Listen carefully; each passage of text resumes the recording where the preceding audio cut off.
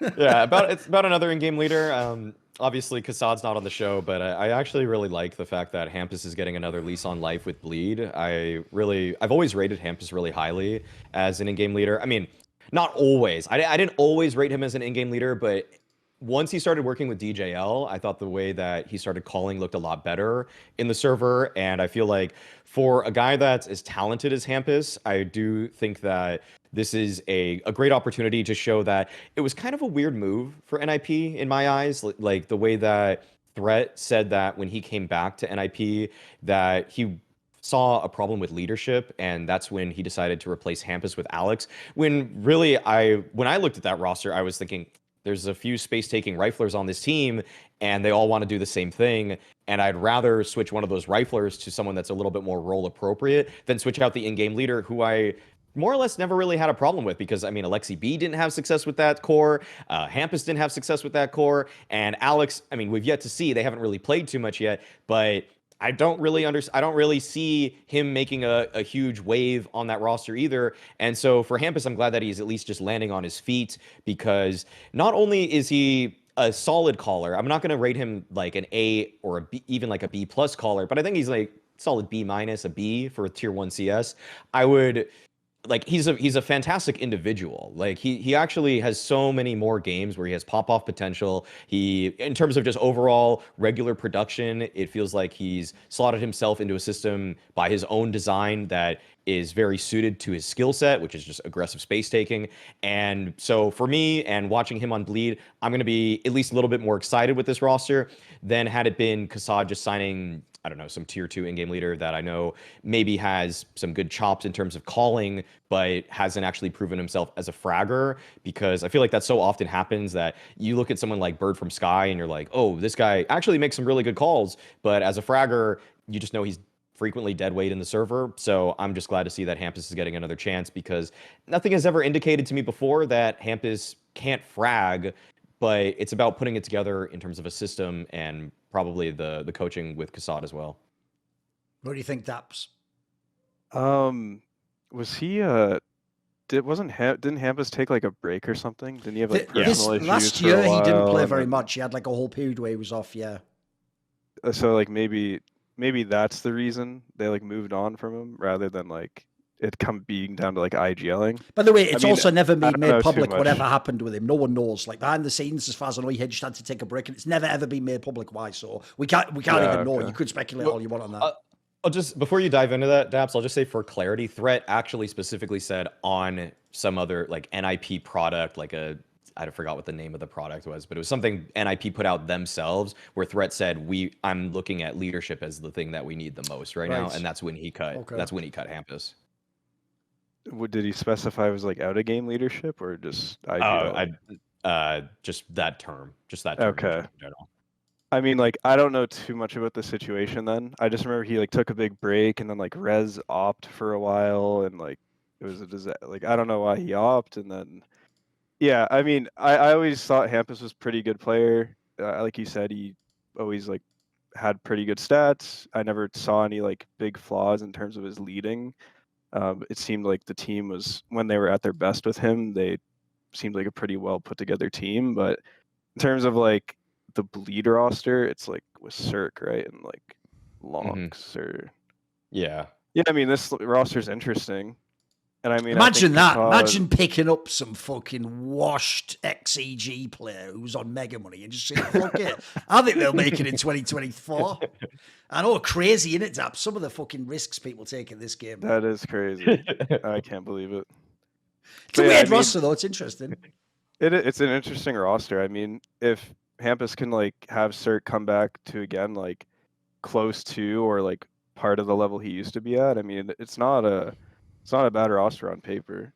Like I always thought Fabin was pretty good.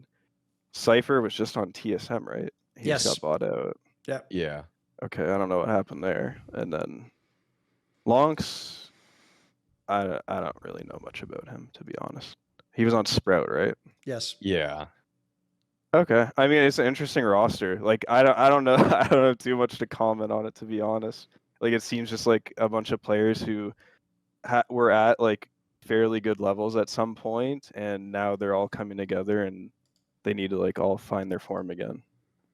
Yeah, I mean, obviously, like Daps did there, to comment on this, you have to sort of comment generally on the Bleed roster as it is. I actually think, and this is nothing to do, by the way, with the fact that, like, Kassad does a show with me and Maui and all that jazz. Like, first of all, spoiler, I already knew Kassad for years before that, and I was hella biased, even back then, motherfucker, so don't worry about it. But what I'll say is, like, I actually do think it's a very well put together lineup. Like, obviously, understand, this wasn't a lineup that really had, like, Falcons money. You could just go crazy on every put. I have heard, by the way, they do have money, and if it was, like, a really, really big name, they could have broken the bank to get, like, you know, a top 5 player in the world. But aside from that, this actually looks like a well put together roster to me, because these clearly aren't expensive buyouts. Like, these are actually, like, this is like a really good example of, sadly, this term's been destroyed by idiots who never listened to what it meant. But this is actually like the Moneyball approach. Like, it looks like he's bought players where, like, essentially their game is bigger than their rep and they're not super in demand, and therefore you can get them all at reasonable prices. Like, if you go down the roster, like, think about this. So as you just say, the Cypher guy basically had a cup of coffee in TSM and then was just on the Into the Breach lineup that had one run ever that anyone cared about. So, like, that's not like a super, super cheap player, but I tell you, the buyout wasn't insane. Like, that's just a quality player. If anyone's ever seen that guy, like, he's just a really good, like, brute force entry player. Like, has real potential, seems to have a very good attitude. If you look at Cirque, it's the same story as with Breezy, isn't it? It's like, obviously, we all know he's amazing years ago. He seems to have had some big motivation issues and his game dropped to shit in EG. But at the same time, just like Daps' case, if you have to gamble on someone, sometimes you can't make all the gambles inexperienced players that might make it. You've got to try one that was a really good player who can maybe get back there. Like that, I think this is like a good example of a veteran gambler, especially because, by the way, he's gone for AWPA. Like, right now, the AWPAs are all the ones that cost like fucking 500k buyout and stuff. So I don't hate that one. And then Farvan, actually, Farvan was one of the better players in Big. Like, I actually think he kind of got a bit slept on because that, like, Big going down in the world rankings, hence why you don't hear Maui bringing him up as a point anymore, isn't really Big's fault. It's more the rest of the teams got good. They just benefited from the weakest period ever was when they got those sneaky, like, runs through blast and stuff. Like, there's nothing wrong with Big. Big has a good group of players. They were always punching above their weight anyway if you knew what they pay and what types of players they get. And then the Louts guy, I'm not a big fan of him. Spoilers, fans, I know he's like the last person or something you added to this lineup. Like, he's just an all right player that's been around tier 1.5 and tier 2. And he always, I noticed behind the scenes, is the name that gets added sort of like a placeholder when you don't get the big name you wanted or you're going to get another guy in 3 months. So I suspect, like I said about the NRG one, this won't be the final version of this roster in 1 year from now. I'm sure 1 or 2 players will change. I don't think that's a bad opening gambit, though. Like, you look at the pieces there, all those pieces fit the roles. There's a mixture of people who are already good, they just don't have a big name, people who are going to be good potentially, and people who were good and maybe they can get back there. I actually like the mix. And then sort of finally, I actually do think Hampus is the piece that maybe brings it all together. I personally, I don't know how much I think he's a good IGL. I just haven't seen it happen enough. Like, when he did it in NIP. The point here is this, though. Before, I used to think he was a bad IGL because I saw how good he was as a lurker, and I thought, well, why waste your game being an IGL as well? But there's 2 things to say. One, it turns out when I've actually gone and looked into it, apparently all those interviews when he was in NIP are actually sort of misleading. Because if you look, what they really did is this. Every time they were going to get an IGL or they replaced him, they would sort of have him make a comment that was almost along the lines of, like, you know, like, oh, maybe I didn't want to do the role, or maybe, like, IGL isn't for me. But as far as I know, Maui, behind the scenes, people tell me the whole time he's wanted to be an IGL. Like, this guy actually does want to be an in-game leader in Counter-Strike, I've been told. So that's all. That story has actually been overblown and pushed the opposite way to sort of every time be like, right, well, he's a really good individual player, so obviously he doesn't really want to do it. They just make him do it. As far as I know, he does want to do this role. So, by the way, if he can even IGL at a good level and make what he does individually work, this could be a solid team. Like, there's some good pieces here. And by the way, I do think an individual player, look, he barely did play last year. Like, I looked it up. Last year, he played 25 maps on LAN. So that's fuck all, essentially. Like, he was barely playing tier 1 CS. If you think of the player he was in 2021 and 2022 before the lineup changed drastically and he had to go out there, this was a really good individual player once upon a time. Like, he actually had some, like, he's a player where, put it this way, if he'd have stayed in the same fort, he could have been a top 20 player. He could have been like 19th in the world or something. He was getting to that sort of level. So I actually think he's sort of a sleeper good player. Like, I'm just interested to see how they make the IGL angle work. And then the last thing I'd say would just be, there better not actually be an IGL change after this. Like, if I've just decided, right, okay, so we've gone back and forth, does he want to be an IGL?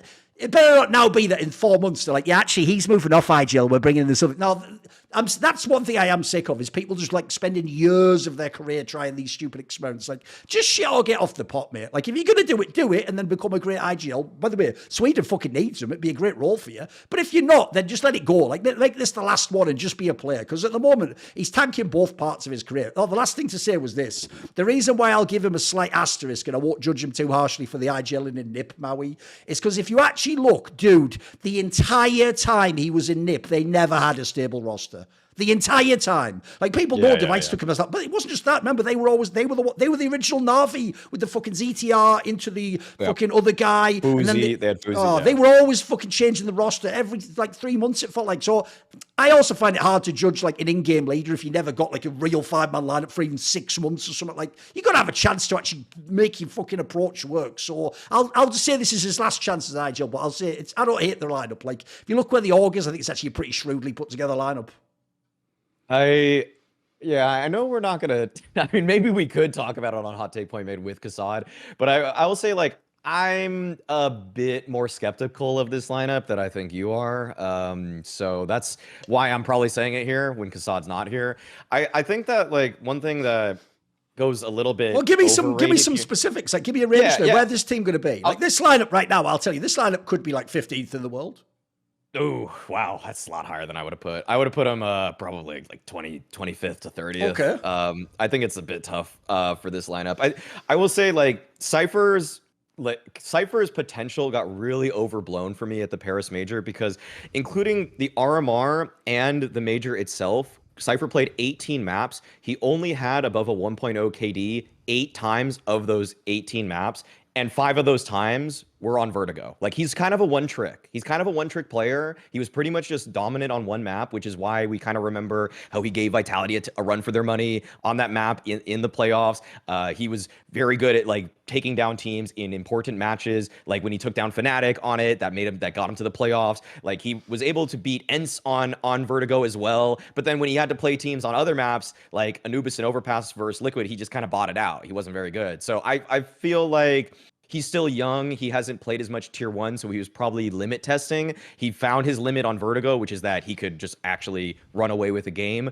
But I think that he has a lot in terms of what he needs to do in terms of developing. And because like I get pretty high on entry fraggers. Like I liked Yakindar before practically everybody else did because he was doing it on every map. He was doing it on Overpass Inferno. He was doing it on Mirage. But when I saw Cypher, yeah, it was easy to get blinded by the fact that on Vertigo he was a monster. But when I watched him on other maps, I was like, "Ooh, this guy's just running into nades. This guy's just running into crossfires." And maybe there wasn't good enough support. Maybe the flashes weren't good enough for him. But I'm a bit tentative on Cypher. I'm a bit tentative on Lonks. I think that Favin is a good player. I was pretty high on Favin. That's when I made that crazy big prediction when they got Favin. But then he got COVID twice in the same year, and so he couldn't play for Big. And that's why it just kind of felt like it just wasn't meant to be. Like, everything could be right between him and Big, but when you get sick twice and they have to sub you out, after a while they're like, what's happening? Like, why is this even going on anymore? And so that's kind of why I feel like there was a bit of a separation between him and Big, and so for my money, what Bleed and what Kassad did here with this roster, if we're zooming out to that whole picture, because I still think the Hampus pickup's good. Like my good point is simply that I like Hampus. I think he's a good foundational element for a roster, but in terms of this roster, in terms of the whole picture, I'll say this. I would say that NRG has a better chance to make it to the major than Bleed does. Well, the problem with that last statement is that sounds sexy until you realise they play in fucking America's RMR. Like, what are you talking about, bro? This Kassad's roster has to go against every European NCIS squad. Like, that's essentially like saying they have to be like 40 teams. Daps has to be like 2 teams. That's the point of hot takes. That's the point of hot takes. It makes it sound scalding. Oh, by the way, when I say 15th, I obviously mean if everything goes well. Like, this is a totally from like whole cloth lineup made from nothing. Like, obviously it could all go terribly. There could be like 158th. Like, I can't really know that sense. There's no core. So I am saying if it all goes well though. Like, for example, I'm literally making mad assumptions like if Cirque is good online with the all play. I don't know about that yet. I'll have to wait and see.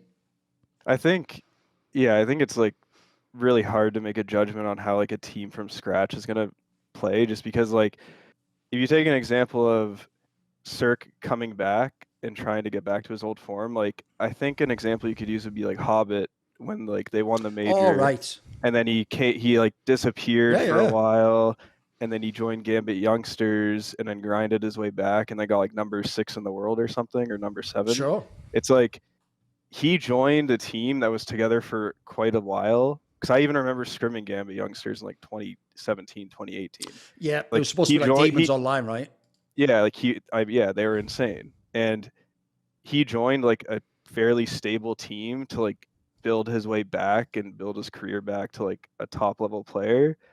And Cirque doesn't have that. He's joining like a completely new lineup. There's no system in place. Who knows what the language barriers are? And like not even just for Cirque, but just for all of them.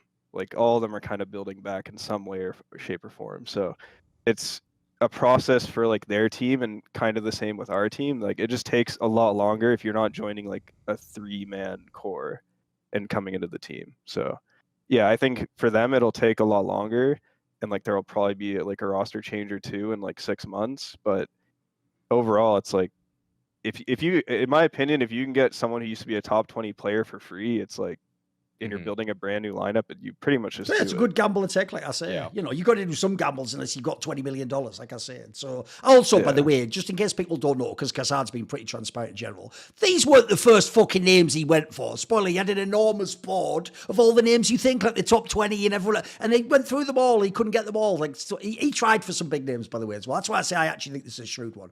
To see more cool, funny, interesting clips based on topics from my content, well, subscribe to this channel then, or, you know, be a pleb and don't.